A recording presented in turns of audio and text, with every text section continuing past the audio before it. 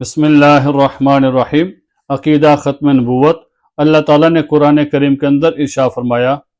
ما کان محمد ابا احد من رجالکم ولکن رسول اللہ وخاتم النبیین وکان اللہ بکل شیء علیما۔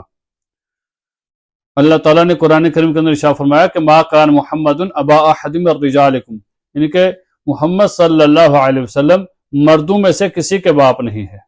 یہاں پر رجال کا لفظ آیا ہے۔ رجال رجل سے ہے، اور رجل اس شخص کو کہا جاتا ہے جو بالغ ہو، جو سن بلوغت کو پہنچا ہو۔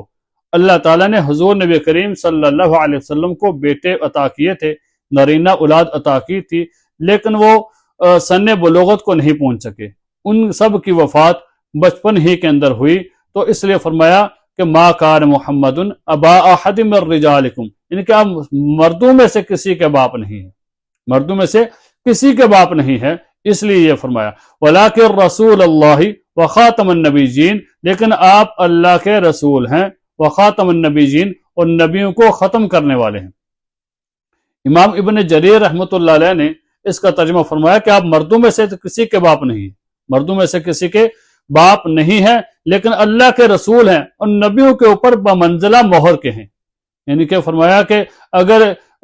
اس کی مثال یوں سمجھے کہ اگر کسی سلسلے کو یا کسی چیز کو بند کیا جاتا ہے، جب اس کے اوپر اس کو سیل کیا جاتا ہے، اس کے اوپر مہر لگا دی جاتی ہے، اس مہر کا مطلب یہ ہوتا ہے کہ ابھی نہ تو کوئی چیز اس کے اندر داخل کی جائے گی، نہ ہی کوئی چیز اس سے باہر نکالی جا سکے گی۔ شیخ عبد القادر رحمۃ اللہ علیہ نے بھی اس کا ترجمہ یوں ہی فرمایا وَلَٰكِن رسول اللہ وخاتم النبیین، آپ اللہ کے رسول ہیں،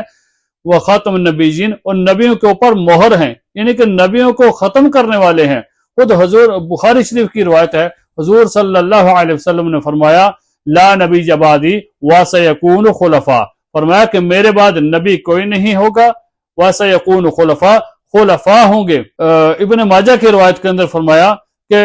میں آخری پیغمبر ہوں، میرے بعد کوئی نبی نہیں ہے، میرے بعد کوئی رسول نہیں ہے، اور یہ امت میری آخری امت ہے، اس امت کے بعد کوئی امت نہیں ہے، میں نبیوں کو ختم کرنے والا ہوں، اور یہ امت امتوں کو ختم کرنے والی ہے۔ اس امت کی خصوصیت بیان فرما دی، فرمایا کہ یہ امت آخری امت ہے، اس امت کے بعد کوئی امت نہیں ہے۔ غزوہ تبوک کے موقع پر حضور نبی کریم صلی اللہ علیہ وسلم نے حضرت علی رضی اللہ تعالی عنہ کو اپنی نیابت کے لیے مدینے میں چھوڑا کہ آپ یہاں پر ٹھہریں، تو حضرت علی رضی اللہ تعالی عنہ نے فرمایا یا رسول اللہ صلی اللہ علیہ وسلم، آپ مجھے عورتوں اور بچوں کے ساتھ چھوڑ کر جا رہے ہیں۔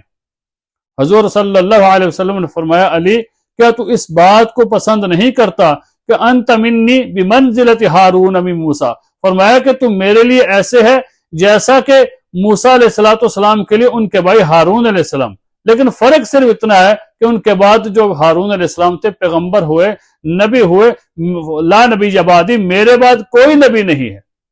حضور علیہ السلام واضح الفاظ میں فرما دیا کہ میرے بعد کوئی نبی نہیں ہے۔ پھر ایک جگہ پر حضرت عمر رضی اللہ تعالیٰ عنہ کی تعریف کرتے ہوئے فرمایا کہ اگر میرے بعد کوئی نبی ہوتا تو عمر ہوتا۔ تو ہمیں حضور علیہ السلام کی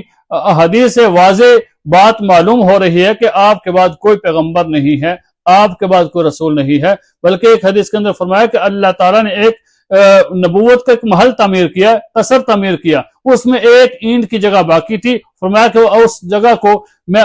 پر کرنے والا، اس کی آخری اینٹ جو ہوں وہ میں ہوں، میں نے اس جگہ کو پر کر دیا ہے، اس محل ابھی وہ محل مکمل ہو چکا ہے، اس محل کے اندر نہ تو کوئی داخل ہو سکتا ہے جو نبوت کا محل ہے، نہ ہی کسی کو نکالا جا سکتا ہے۔ تو حضور علیہ السلام کے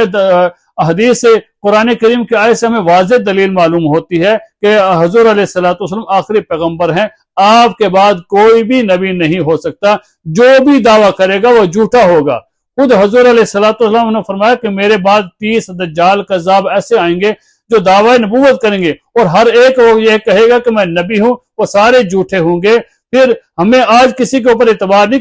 کرنا چاہیے، چاہے کوئی مرزا قادیانی ہو، چاہے کوئی بھی ہو، وہ نبوت کا دعویٰ کرے یا کوئی ایسا دعویٰ کرے کہ اس کو ہم تسلیم نہیں کریں گے۔ امام اعظم ابو حنیفہ رحمۃ اللہ علیہ کے زمانے میں ایک آدمی نے دعوی نبوت کیا، اور اس نے یہ اعلان کیا کہ جو بھی میرے پاس آئے گا تو میں اس کو دلیل بھی دوں گا، اس کو معجزہ بھی دکھاؤں گا۔ امام صاحب رحمۃ اللہ علیہ کو جب معلوم ہوا کہ ایک آدمی نے دعویٰ نبوت کیا ہے اور وہ یہ بات کہہ رہا ہے کہ میرے پاس آؤ، میں تمہیں دلیل بھی دوں گا، معجزہ بھی دکھاؤں گا، امام صاحب رحمۃ اللہ علیہ نے فرمایا کہ دیکھو حضور علیہ الصلوۃ والسلام آخری پیغمبر ہیں، آپ کے بعد کوئی بھی نبی نہیں آ سکتا، تو جو بھی دعویٰ کرتا ہے وہ جھوٹا ہے۔ تو جو بندہ اس شخص کے پاس جائے گا دلیل سننے کے لیے یا معجزہ دیکھنے کے لیے، فرمایا کہ وہ بھی کافر ہوگا، اس وجہ سے کہ اس نے حضور نبی کریم صلی اللہ علیہ وسلم کی نبوت کے اندر شک کیا ہے، اور ہمیں حضور علیہ الصلوۃ والسلام کی نبوت کے اوپر ہمیں شک نہیں ہونا چاہیے۔ آپ علیہ الصلوۃ والسلام اللہ کے آخری پیغمبر ہیں اور آخری رسول ہیں، آپ کے بعد نہ تو کوئی نبی ہے نہ ہی کوئی رسول ہے۔ ہمیں اس بات کے اوپر پختہ یقین ہونا چاہیے، اور ہمیں مسلمان ہونے کے لیے اس بات کے اوپر ایمان رکھنا ضروری ہے کہ آپ اللہ کے آخری پیغمبر اور آخری رسول ہیں، آپ کے بعد نہ کوئی نبی آ سکتا ہے نہ کوئی رسول آ سکتا ہے۔ اللہ تعالی ہم سب کو مسلمانوں کو عقیدہ پختہ ہونا چاہیے اور ختم نبوت کے اوپر ہمیں یقین رکھنا چاہیے، اور اللہ تعالی ہم سب کو اس بات پر عمل کرنے کی توفیق عطا فرمائے۔